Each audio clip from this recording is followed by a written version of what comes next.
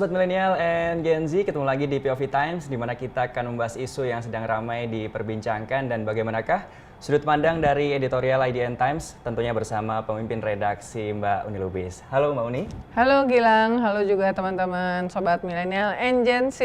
Semangat hari Senin. Semangat hari Senin, seperti biasa Mbak, kita akan membahas dua tema, namun kita yang pertama terlebih dahulu ini mengenai tingkat literasi Indonesia setelah 80 dan menjelang 81 tahun merdeka. Ini ada hasil liputan mendalam dari tim Hyperlocals IDN Times yang diliput, yakni hasilnya adalah Insatnesia. Dan nanti di yang kedua kita akan membahas pidato kenegaraan pengantar RAPBN 2027 Presiden RI yang akan disampaikan pada 14 Agustus ya. Nah, kita yang pertama terlebih dahulu Mbak. Ini kan tingkat literasi Indonesia nih Mbak setelah 80 dan nantinya menjelang 81 tahun merdeka. Ini IDN Times secara mendalam dari tim Hyperlocals ini membahas dan menghasilkan dari Insatnesia. Ini gimana nih Mbak?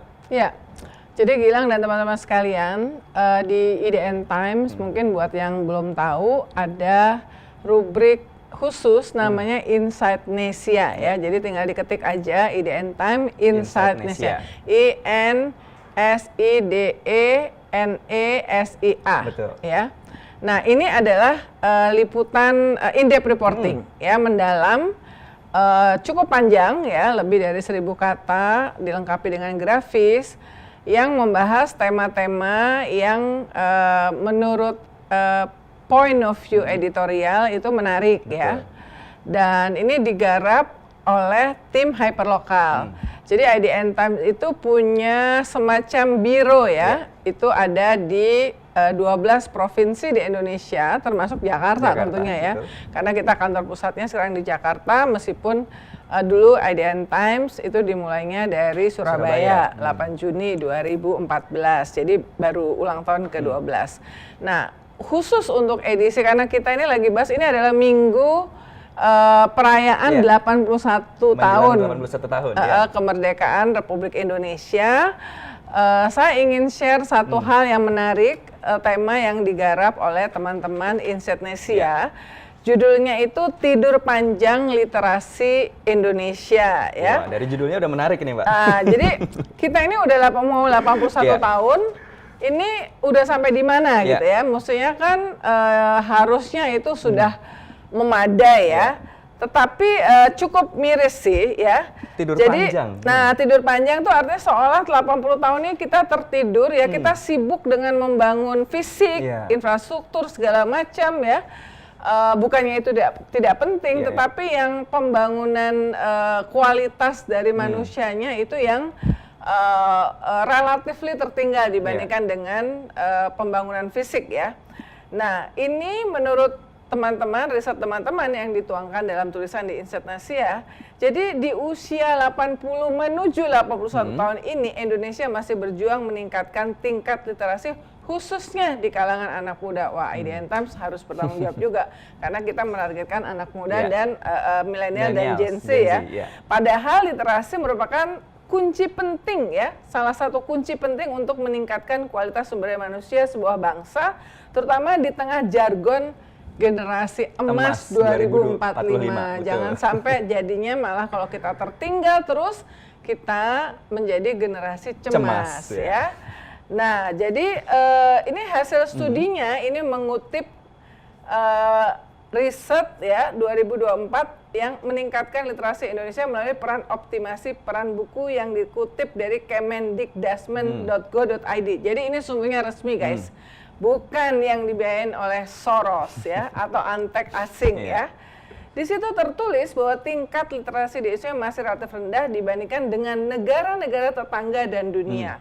Kesimpulan riset itu mengacu pada hasil studi Program for International Student Assessment atau PISA 2022 oleh Organization for Economic Cooperation and Development (OECD). Nah, hasilnya Indonesia berada pada peringkat ke-6 di Asia Tenggara dan 69 di tingkat dunia dalam hal kemampuan membaca pada siswa usia 15 tahun. Skor rata-rata kemampuan membaca siswa Indonesia adalah 359 poin.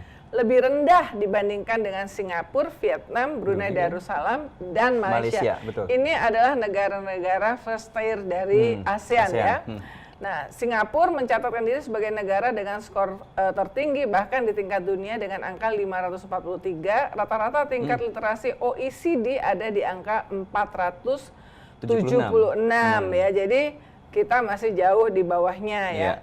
Nah, tapi IDN Times teman-teman yang membuat edisi In-Depth Report ini juga melakukan survei ya dengan 200 responden untuk menangkap potret literasi anak muda khususnya dengan penggunaan artificial intelligence. Nah, dalam survei itu terungkap ada 39,5% mengaku menggunakan AI untuk memahami teks panjang. Bayangin, untuk teks panjang dia taruh aja ya, mungkin di Gen AI apapun, ChatGPT, Gemini atau apapun, lalu dia kemudian minta supaya itu mungkin di summarize atau di intisarinya apa ya. Sebagian juga beralasan bahwa AI membantu mereka dalam membuat poin-poin bacaan sehingga bisa memahami bacaan panjang. Jadi makin sedikit rupanya dari hasil survei yang melibatkan 200 anak muda ini yang mau meluangkan waktunya itu untuk membaca artikel-artikel panjang dan merasa sangat terbantu dengan adanya Gen AI ya. Ini ada bagusnya, tapi juga ada nggak bagusnya. Karena berarti keinginan ya, keinginan dari anak-anak muda untuk memahami teks-teks yang panjang itu jadi jauh menurun gara-gara kemudahan dari AI ya. Ada 21 responden mengaku tidak membaca buku sama sekali dalam sebulan. Ini jumlah terbanyak kedua ya. Di posisi pertama 158 responden mengaku membaca 1 sampai 5 buku dalam 1 bulan ya. Dulu waktu generasi saya, Gilang dan teman-teman, kita memang diwajibkan dari SD diwajibkan untuk membaca buku teks ya. Dan rajin ke perpus. Rajin ke perpus karena waktu itu belum ada internet. Jadi nggak ada instant research ya. Jadi memang harus sampai saya di kuliah pun nyari datanya masih ke perpustakaan ya karena belum ada internet. Nah, ini adalah jadi banyak mahasiswa menggunakan AI sebagai alat cheating ya dalam mengerjakan tugas sehingga mereka banyak juga yang melakukan seluruhnya dengan AI. Ini adalah ucapan dari salah satu narasumber yaitu Ismail Jaidin, dosen Fakultas Ilmu Sosial Universitas Negeri Medan ya. Jadi perkembangan teknologi yang seharusnya memudahkan mahasiswa justru kerap tidak dimanfaatkan dengan baik. Jadi memang AI ini bisa menjadi pisau bermata dua ya. Bisa baik, membantu, tapi juga bisa sama seperti kita di jurnalistik ya. Kalau cuma semata-mata menggunakan AI aja jadinya males. Ya. Padahal hasil AI itu nggak bisa dikategorikan sebagai karya jurnalistik. Tetap harus ada reportase langsung, wawancara dengan sumber primer, cek fakta. Apalagi AI itu salah satu yang bahaya itu adalah halusinasi, bias, dan pelanggaran copyright dan juga semua informasi termasuk informasi hoax juga ada di dataset dari AI tersebut ya.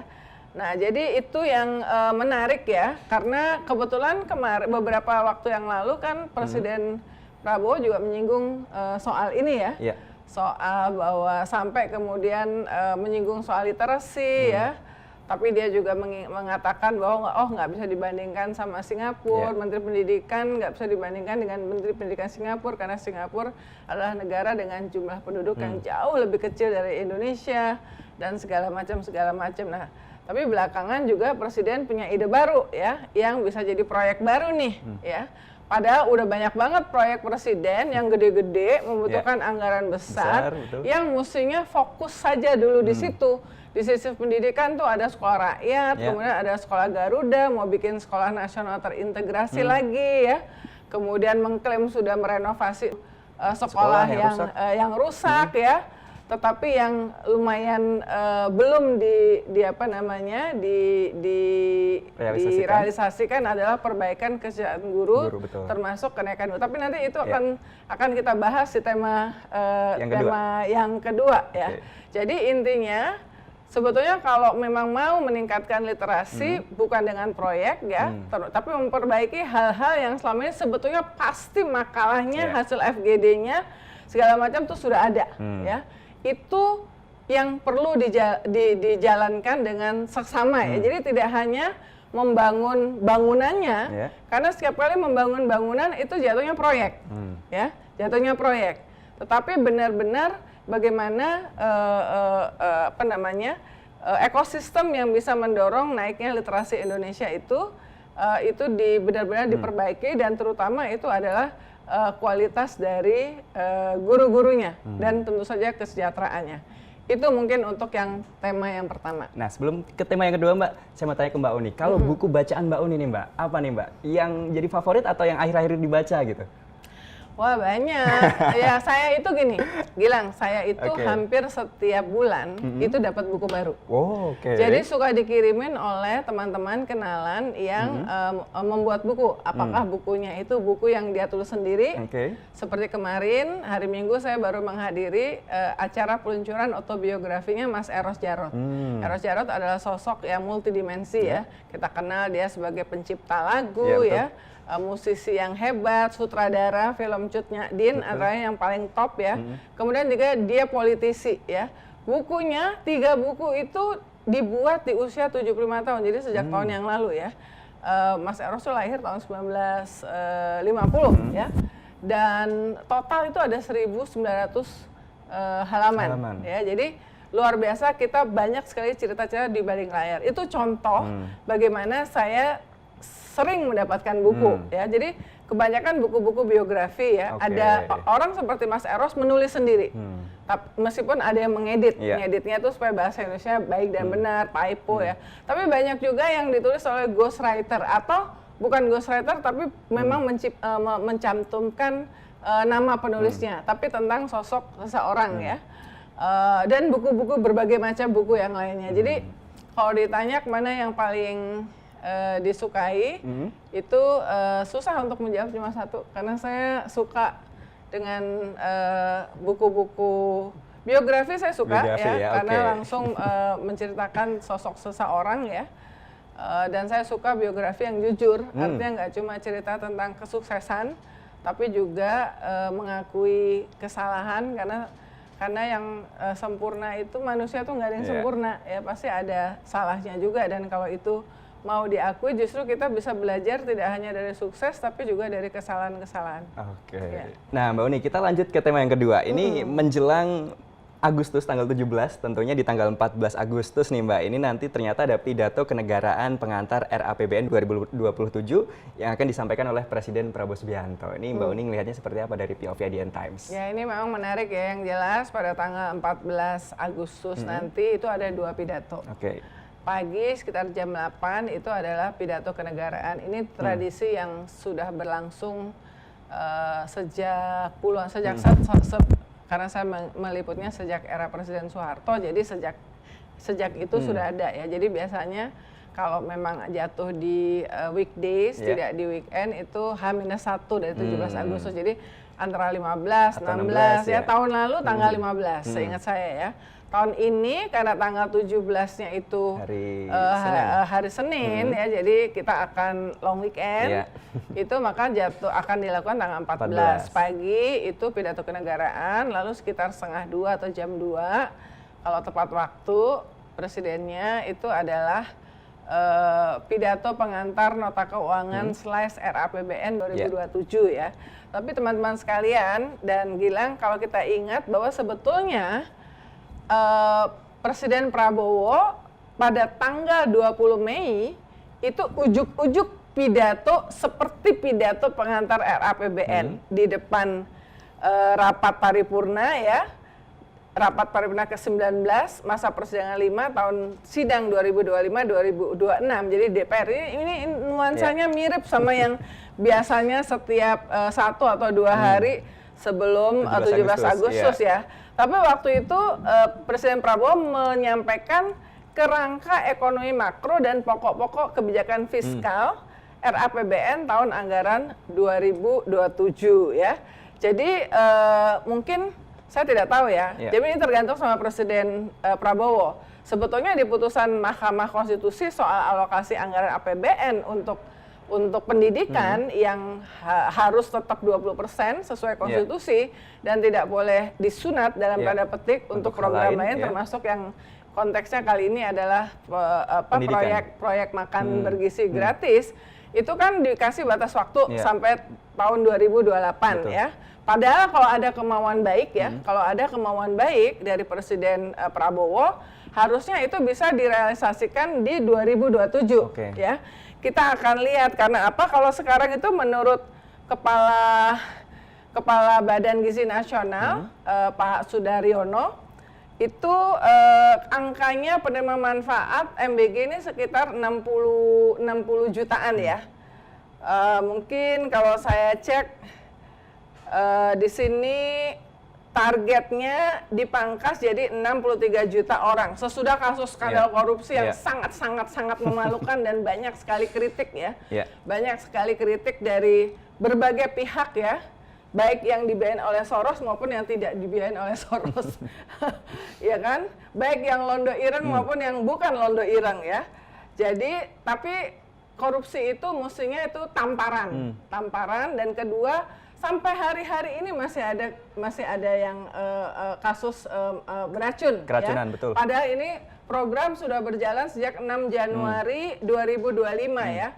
Jadi gimana kok bisa masih ada yang beracun, seolah-olah SOP-nya itu tidak dijalankan dengan ketat, dan memang iya karena memang diakui bahwa masih banyak dapur ya SPPG yang belum memiliki sertifikat kelayakan kesehatan itu SHLS.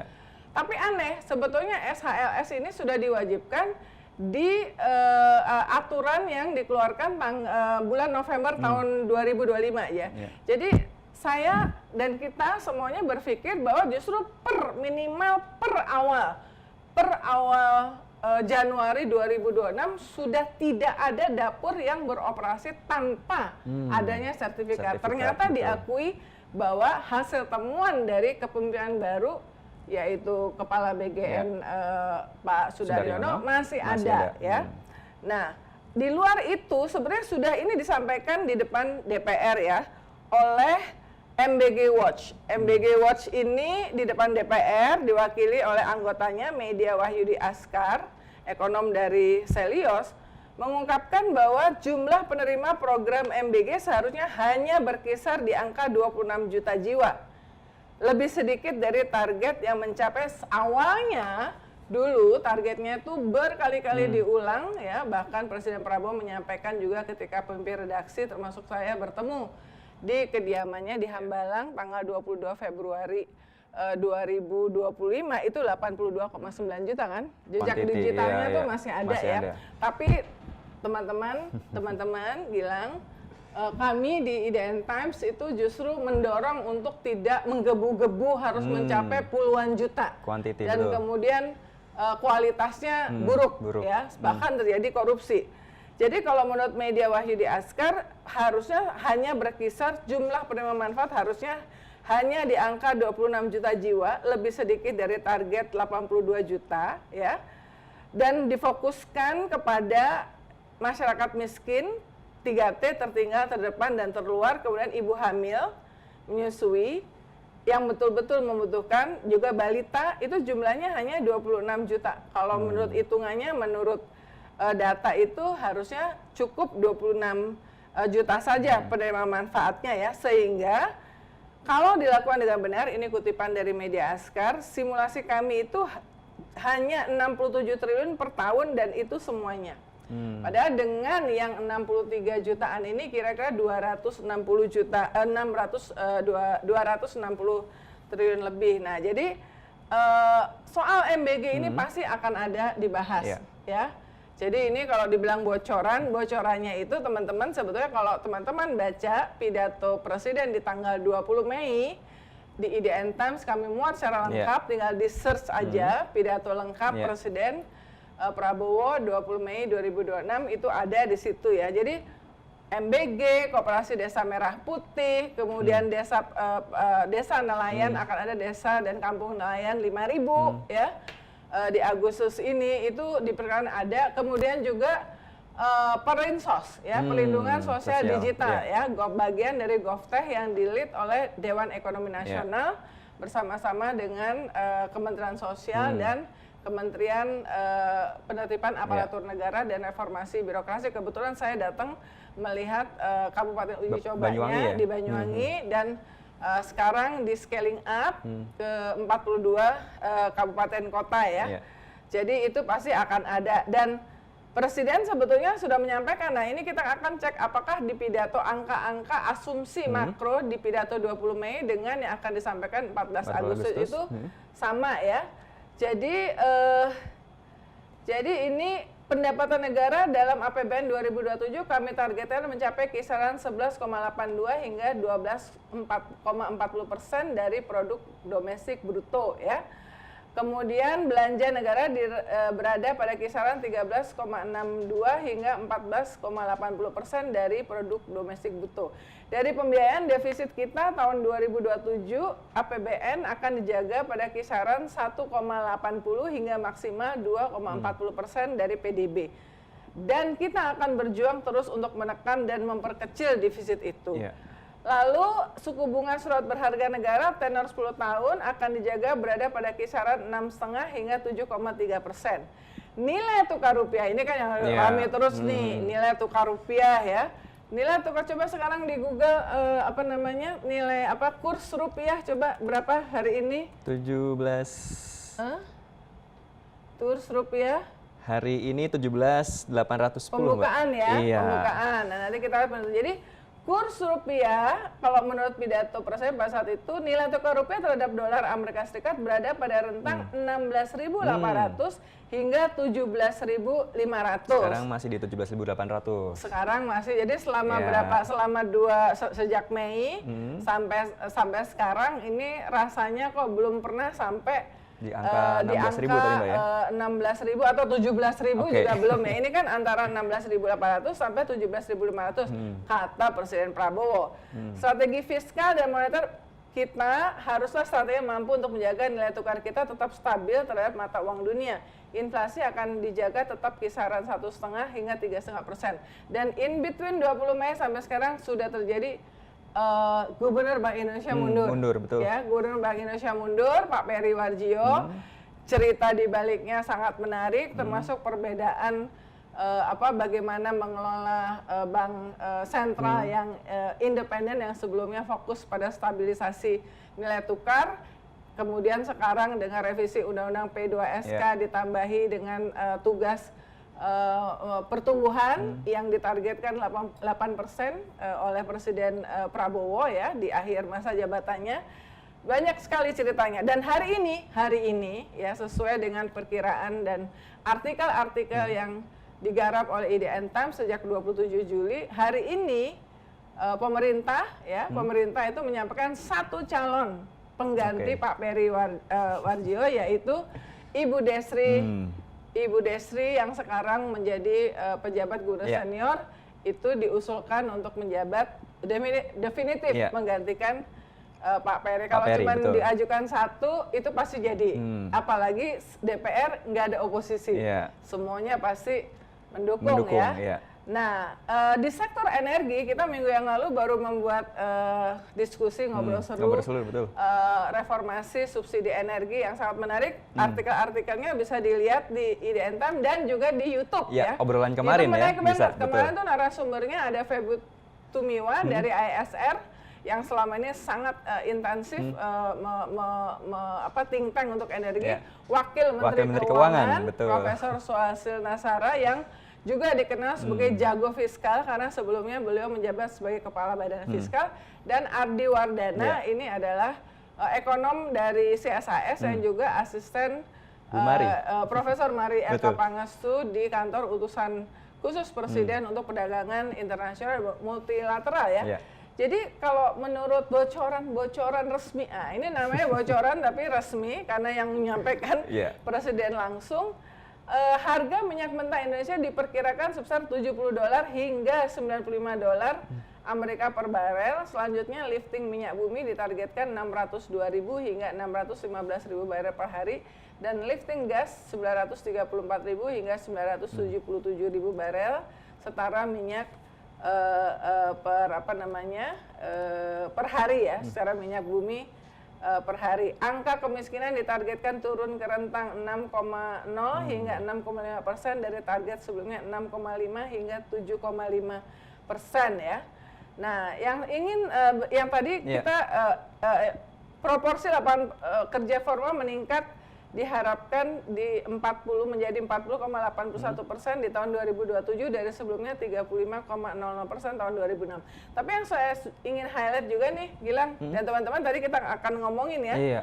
Soal guru, Kesejahteraan guru nih, Mbak. Nah, jadi Presiden tuh bilang nih, saudara-saudara sekalian, kita ingin guru-guru kita tercapai kesejahteraannya. Masa depan suatu bangsa ditentukan oleh kualitas pendidikan yang dapat diberikan kepada anak-anak. Saya bukan nggak bisa niruin ya, bukan tipe yang bisa niruin ya. Ada impersonate.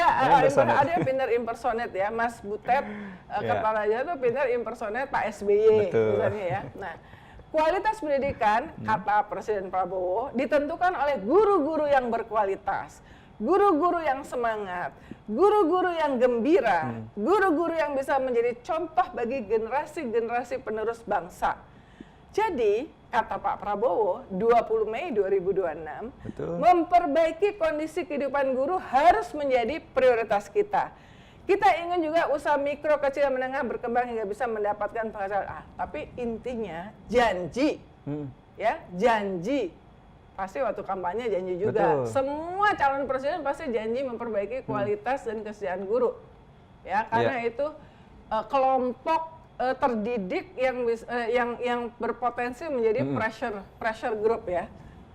Tapi kebanyakan biasanya nggak memenuhi janji itu. Tapi Presiden Prabowo tadi menyatakan seperti itu. Faktanya, ya, pada pidato tanggal 20 Mei ini juga sempat salah ucap. Kenaikan gaji hakim 300%, sebelumnya sempat disebut gaji guru. Gaji guru, betul. Diralat sama Presiden. Ternyata 300 ternyata gaji hakim, ya.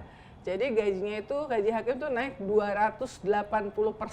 Tapi sebelumnya Mbak, di tahun 2025 Presiden Prabowo juga sempat menyampaikan Mbak, kenaikan gaji, ini yang juga diliput dari IDN Times juga Mbak ya, di tahun. Kita bacain biar nggak salah. Ya. Ini dari kemarin di tanggal 22 Hari Guru, ini di hadapan ribuan guru, Presiden Prabowo Subianto mengumumkan kenaikan gaji guru bagi yang berstatus ASN, pegawai pemerintah dengan perjanjian kerja atau P3K, termasuk non-ASN. Ini saya juga mengutip dari Presiden Prabowo.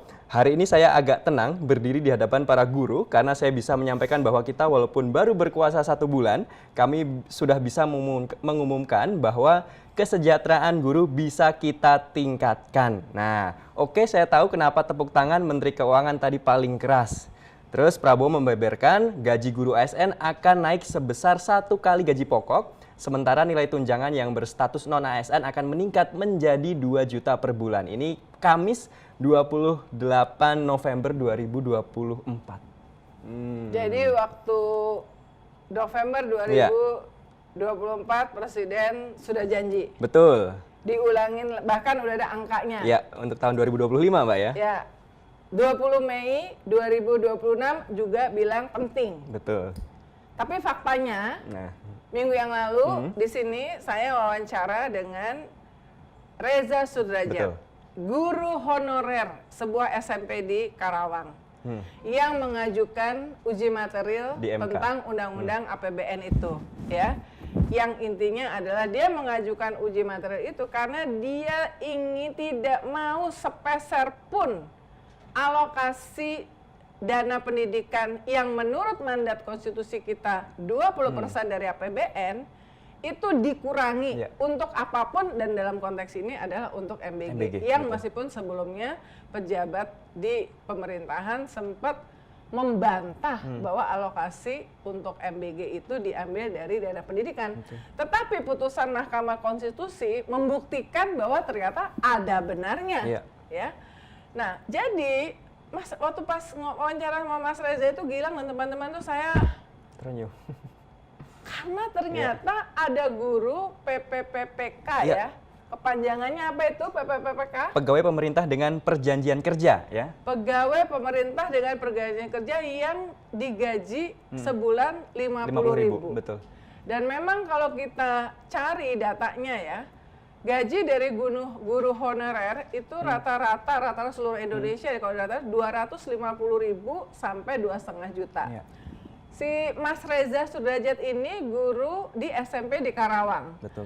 Karawang UMR-nya itu sekitar antara 5,8 sampai 6 juta Dengan per wilayah bulan. industri Mbak ya? Ya, karena ada wilayah industri. Dan saya tanya gajinya dia berapa sebagai guru honorer, itu gajinya nggak sampai separuh dari UMR. Betul. Ya, jadi bahkan dia memprihatinkan bagaimana kabupaten kota lain yang UMR-nya itu lebih kecil karena memang termasuk di wilayah timur Indonesia apa segala macam ya. Itulah yang membuat dia yang tidak punya pemahaman, tidak punya ilmu hukum, tidak punya pengetahuan hukum sama sekali, memberanikan diri untuk melakukan uji material dan alhamdulillah dipenuhi, meskipun dipenuhinya itu masih dikasih waktu sampai 2028. Kita justru menunggu nih apakah memang kalau presiden ya konsisten dengan pidato di November 2024 betul. dan pidato di 20 Mei 2026 menggarisbawahi pentingnya kesejahteraan guru ya untuk peningkatan sumber daya manusia. Apalagi baru 2 minggu lalu ngomongin soal pentingnya meningkatkan angka literasi, meningkatkan PISA. Jangan cuma fokus membangun sekolah ya, yang baru, ya, karena pasti prioritas yang pertama harusnya memperbaiki, beneran nggak 67.000 itu kita juga nggak tahu angka 67.000 itu dari mana ya, tapi yang di dalamnya itu guru-guru yang kualitas guru, ya, kesejahteraan guru, bagaimana guru bisa konsentrasi untuk benar-benar mengajar dengan baik, kalau ternyata gajinya 250.000, 300.000, ya. Nah, jadi ini yang kita tunggu konsistensi dari ucapan presiden ya. Jangan cuma mengejar janji untuk 82,9 juta penerima manfaat MBG, 30.000 sampai 40.000 koperasi desa dan kota merah putih, 5.000 desa dan kampung nelayan dan bla bla bla yang lain semuanya. Tapi yang sudah diulangi minimal kita deteksi di 2 pidato berkaitan dengan guru belum dipenuhi. Alasannya ketika ngomong soal peningkatan gaji guru adalah masih bocor, belum ada dananya. Tapi untuk hal lain kok ada dananya? Termasuk Tukin, Kemhan, dan TNI, termasuk Mbak ya? Tukin, Kemhan, dan TNI, ya, naik. Betul. Ya. Sementara yang untuk gaji guru ini nggak ada. Pak Prabowo itu kan bahkan pernah bilang bahwa dalam pidato dia tuh generous. Ada menteri yang minta 5 triliun, dikasih 10 triliun. Padahal itu duit pajak ya. Dikasih 2 kali lipat ya. Terus tiba-tiba ngomong bahwa akan ada insentif 20 miliar untuk kabupaten yang bersih, kabupaten kota yang bersih. Langsung aja di pidato langsung 20 miliar ya. Padahal sudah ada Adipura yang udah berpuluh-puluh tahun juga. Jadi impulsif itu harusnya jangan kemudian meniadakan janji terhadap guru. Jangan kebocoran anggaran dijadikan alasan untuk menunda-nunda. Ya. Gaji guru, guru honorer, guru PPPPK ya. Ya, ini adalah contoh yang konkret kalau mau memperbaiki sumber daya manusia lewat pendidikan. Nah, jadi ini yang kita akan tunggu. Apakah masih beralasan apalagi di pidato 14 Agustus 2026? Ya, semoga bisa terrealisasi ya suara-suara dari Reza Sudrajat dan lain-lainnya. Kita tunggu itu. Mbak Uni, terima kasih banyak untuk episode kali ini. Gilang. Kita bertemu lagi di episode selanjutnya. Tentunya ikuti rangkaian terus dalam perjalanan menjelang 17 Agustus ya Mbak, dari liputan dari IDN Times ya. Kita bertemu lagi, saya Gilang Mandotanya dan Mbak Uni Lubis pamit undur diri. Terima kasih dan salam sehat selalu.